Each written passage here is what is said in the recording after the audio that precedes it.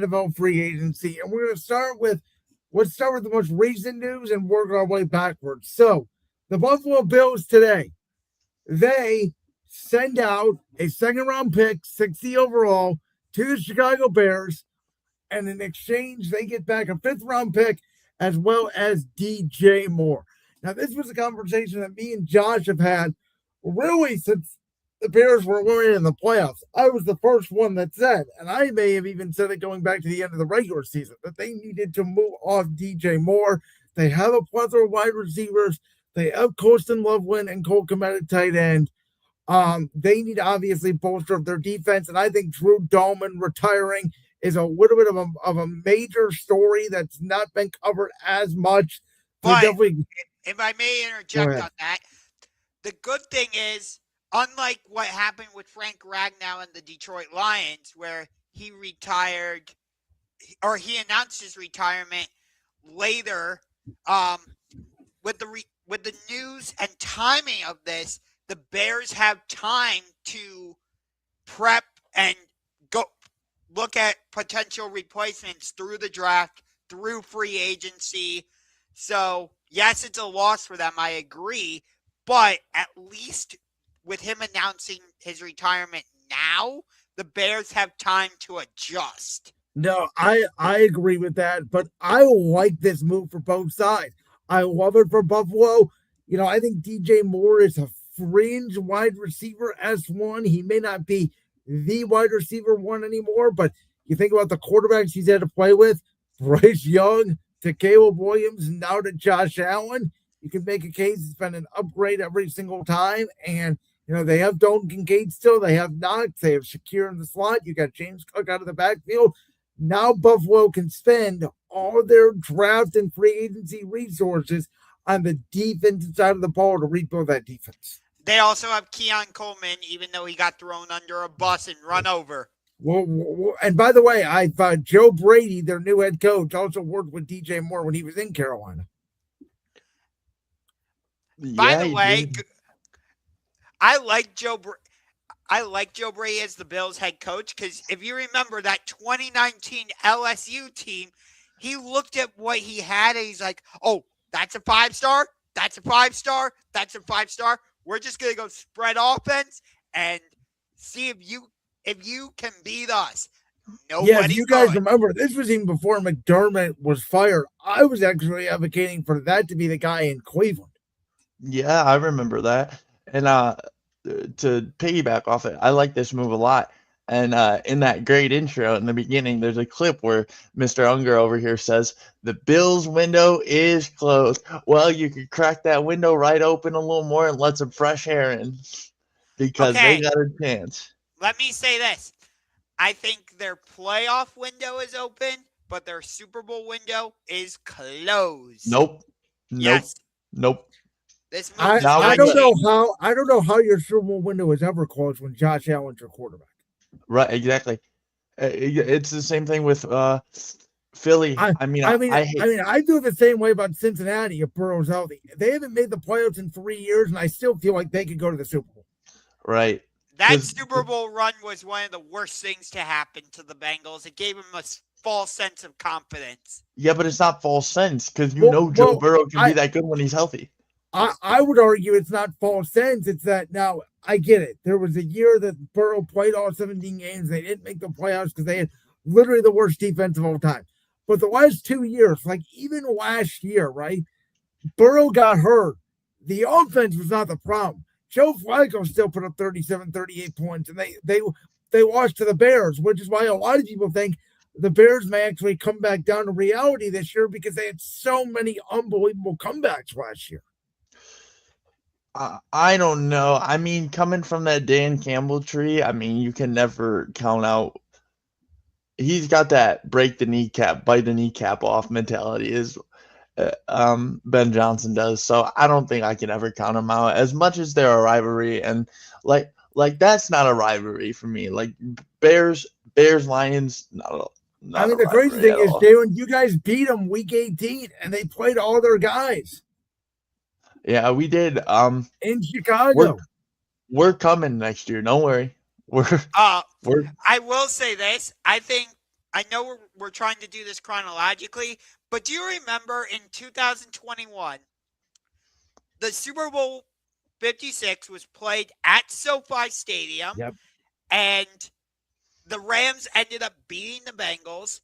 And Yep. why did the Rams win the Super Bowl that season? It's because Matthew Stafford, yes, he's part of where I'm going with this. So don't you worry, Jalen. But the Rams forwent all of their first round picks. They put all their poker chips in the middle. They traded for Matthew Stafford. They traded for Von Miller. They went out and signed OBJ late in the season. I think that's what they're starting to do now by making the trade they did by giving up 4 future draft picks, including first-round pick in this year's draft for cornerback Trent McDuffie from the They definitely are, because I don't know if you guys saw the report that came out. I'm sorry, I can't remember who said it. Trent McDuffie. There we go. But the report was that when Stafford hangs it up in L.A., McVay will also hang it up in L.A. I think you got maybe 2 years left. See, I think you got 1. That's how I feel, because as great as Stafford played last year and deserved the MVP, in my opinion, people forget he couldn't practice the whole training camp. He was dealing with a bad back, and there was real questions about, is Jimmy Garoppolo going to have to start the season? Can I go off the rails? I know everything's been off the rail this show, but do you know how good it feels to hear Stafford get the national praise when I grew up a Detroit Lions fan and nobody knew how good he was because we were so bad, unless you were like you two handsome gentlemen on the screen here who knew football. Like the mainstream media didn't understand how good. You know this. I never gave Stafford his credit till he went to LA, because I always looked at it like he had Calvin Johnson. They did make the playoffs 3 times. I thought Jim Harbaugh was a very good underrated head coach in Detroit, personally. I agree. And they, I'll never forget the 2014 game in Dallas when Dez Bryant took his helmet off and they didn't call a flag on him. Brandon, you want to talk about tears? You want to talk about angry, maybe 9-year-old Jalen? Dude, I still remember that 2013 Week 8 regular season game where the whole offensive line thought Stafford was going to clock it, and he jumps over the top for what ended up being the game-winning touchdown. So, Jalen, this is a question that I think I might have asked you before, but I don't remember it. Maybe it was Josh that asked the question too. Mm-hmm. You're a Lions fan, obviously. Yep. Let's say everything stays the same. Dan Campbell becomes the head coach. They get Amon-Ra St. Brown, they get Jahmyr Gibbs, they have all of his team. But if you kept the quarterbacks the same, so if Goff stayed in LA and Stafford stayed in Detroit, do you think you would have a Super Bowl? Oh, we'd have 2. See, and that's where I think if you're a Lions fan, you're sitting back there saying, as much as you guys love Jared Goff, I have a question for you. Is this Goff's last year in Detroit? Because I sort of feel like it is, if you don't win Close. Because if he has a stretch where he did the last 4 weeks of the season where we really needed him to lock in and be Jared mother effing Goff, all right, like I've been screaming from the hilltops for 1.5 years to anyone that would listen, and he's not doing that, absolutely not. Now, the loss of Montgomery is going to impact the offense. Don't make me emotional on a Thursday.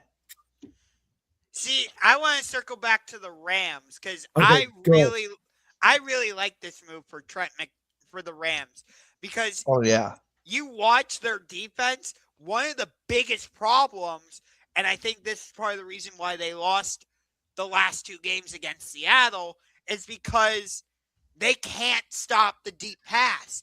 When Seattle went to JSN or Rashid Shaheed, No, I mean, I'm sorry. They couldn't even stop Carolina. Carolina had a real shot to win that wild card game. They did. And I think Trent McDuffie is going to be a big upgrade for them defensively. Well, the thing is, though, he's also a slot corner. He hasn't played a lot outside. Maybe they will move him outside, but he's a smaller corner. And in the NFC, we already mentioned Carolina's got two big receivers. We'll see, obviously, what's going on with the A.J. Brown situation in Philadelphia. We'll see if George Pickens is still in Dallas. I think the Giants are going to be a really good potential playoff team. Obviously, Malik Neighbors. So you're going to have to deal with a lot of these star caliber receivers. Amon-Ra St. Brown, maybe even Justin Jefferson. JSN. JSN. There are a lot of good receivers in the NFC. I feel there's the most receiving talent right now, I think, is in the NFC. No, I agree with you. And you are correct that a lot of the star receivers in the NFC are bigger, but maybe that's a bit of an advantage for Trent McDuffie because he's a bit smaller. He can get into these guys.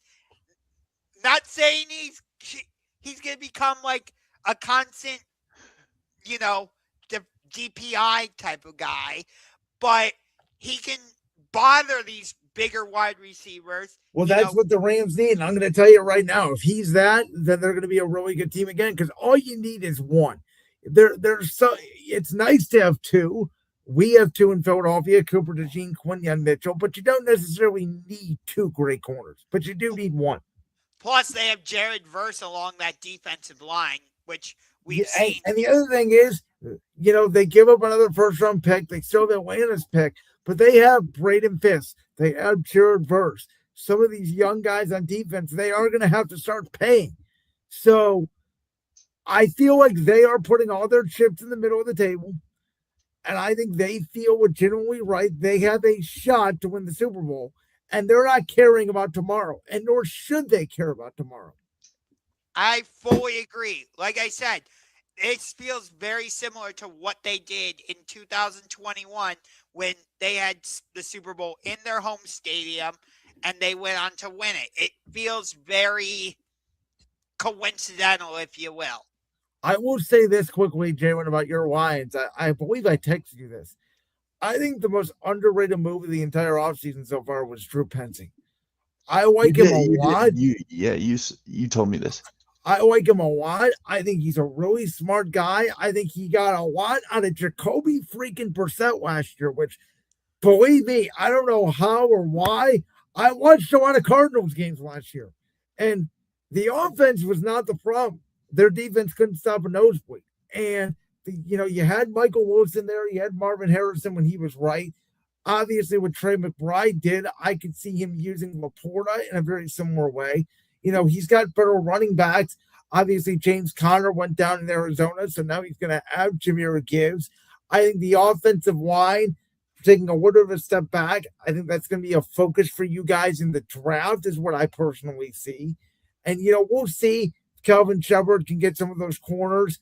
I think the corner's another position where the Lions need to go after. But overall, I think the Lions are in good shape. I think the schedule is pretty doable, and I can very well see a 4th-to-1st finish. I hope so. So let me take this from the Texans' perspective, because it is interesting. They trade for David Montgomery, whereas you have Joe Mixon. We'll see if he is healthy. From what I understand, they're cutting Mixon. He's not going to be on the team next year. Okay, so never mind then. But Woody Marks is there. But my bigger problem with this trade for Houston is their offensive line was horrible. And they got rid of their best one. They gave him away to Cleveland. Yeah. So I don't get this from Houston's perspective at all. As you said, the Texans traded their best offensive lineman to the Cleveland Browns. And where are the Cleveland Browns? Punt. Well, here's the thing. Did you guys know Houston was top 10 last year in rushing attempts, but they had the least amount of yards per carry in the entire National Football League? So what they're telling you is they don't think it's all an offensive line issue. And I think Marks is okay, but he's not an explosive back. I think that they think that their offense is going to be very similar to what they had with Joe Mixon 2 years ago. And maybe Montgomery, because of the Jahmyr Gibbs situation, hasn't taken a lot of wear and tear. I do think he does fit the scheme because it's a very similar scheme to what Ben Johnson ran in Detroit. So I actually like this move for Houston because I think it will help them in the run game. Yeah, Not but if Brandon, they can't block, though. yeah, there you go. Well, here's the thing, guys. I mean, we're saying this. You still have a month to go. I mean, you could take free agency in April. I mean, the offensive line is not complete yet. We don't know what they're going to do with their offensive line yet. Yeah, but we're the Cleveland Browns. Yeah, I understand you gave away an offensive lineman to the Browns, but again, I think D'Amico Ryan's a very good coach. Obviously, we've seen what that defense can do. And we'll see. I think that they will get better on the offensive line as the season goes on. I mean, that is clearly Houston's one weakness. Yeah, I mean, I don't hate this move for any side, really. I think I'm more so. I think everybody got what they wanted in this trade, and I think Houston might have won the trade just slightly. I would say Detroit won just because I don't trust Houston's offensive line. I think it's too early to judge. That there is a rare off-season trade where you go, that team won the trade. In all sports, really, because you have to see it play out on the field. I mean, there's only a couple exceptions. The Lakers get Luka Doncic, no matter what, they win the trade. I don't think this is a case where you can definitively say this team won the trade yet. It's fair.